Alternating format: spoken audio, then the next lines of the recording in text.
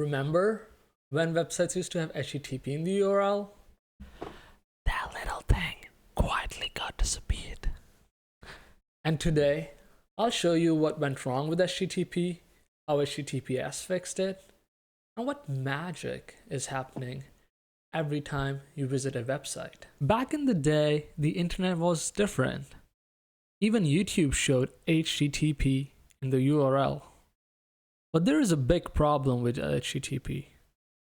It is not secure. Let me show you how easy it is to steal data. Here is a website running locally, and I'm capturing the network traffic.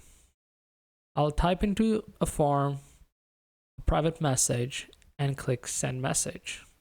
I'll find the HTTP packet. Look, the entire message is right there in plain text. No encryption, no protection. That's the problem. Imagine you're at your favorite cafe, sipping coffee, watching YouTube. If someone was snooping on the Wi-Fi, they could literally see what you're watching. Even scarier, they could steal your session cookie, and that way get access to your account without even knowing your password. This clearly is not secure, and with HTTP, it's way too easy. Now let's switch to HTTPS. I'm visiting my blog now, this time over HTTPS, and capturing the packets related to my blog's IP address. What does the traffic look like now? As you can see, the data is encrypted. Notice how the data protocol mentions HTTP over TLS. That's tech speak for HTTPS. If it's not HTTPS, assume it's not private. As we saw in the packet capture, HTTPS is really just HTTP wrapped in TLS. So now, let's explore how TLS actually solves our security problems. I will walk you through TLS 1.2. It's widely used and perfect for understanding the core ideas. Let's start with a bird's eye view of how TLS 1.2 works. The key events are greetings, server authentication, key exchange, secure communication, and closing the connection. There are two primary functions that TLS provides: server authentication and encrypted communication. Now let's take a closer look.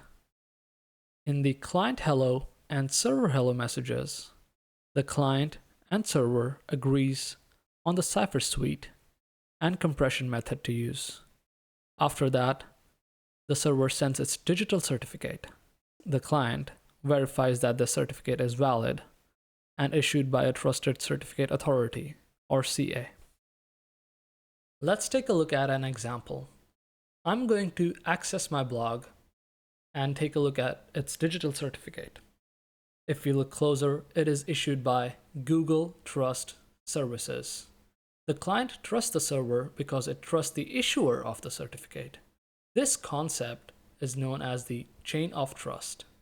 But how do we know the certificate wasn't tampered? There are three parties involved in server authentication: the client, the server, and the certificate authority. The certificate authority generates the certificate for the server. It then hashes the certificate to create a digest. Finally, it encrypts the digest using its private key, producing a digital signature. The certificate authority issues the signed certificate to the server. The server sends the signed certificate to the client using TLS. The client now hashes the certificate using the same algorithm used by certificate authority to create a digest. The client also gets the digest by decrypting the signature using CA's public key. If both digests match, the client knows that certificate hasn't been tampered with. Now let's learn how TLS establishes a secure channel for encrypted communication. The server starts by generating a temporary public-private key pair, often using elliptic curve Diffie-Hellman. It sends its ephemeral public key to the client.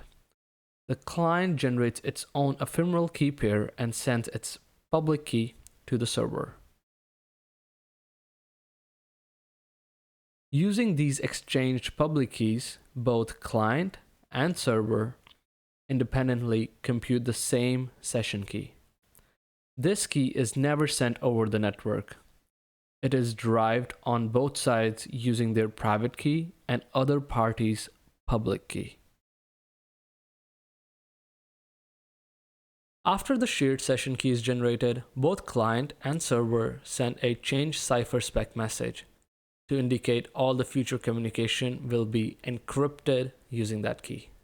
To verify that the handshake process wasn't tampered with, the client and server encrypt the verification data with the session key.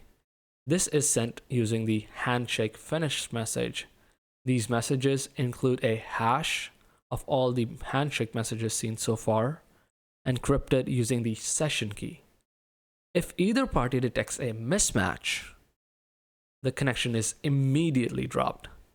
This session key is then used to encrypt all communication between client and server. Finally, when client wants to close the connection, it sends a closed notify message to signal the end of the session. That's all for today. So next time you're browsing, remember, if it's not HTTPS, it's not private. If you found this video helpful, please like, share, and subscribe, and don't forget to comment down below. Thanks for watching, and see you in the next one.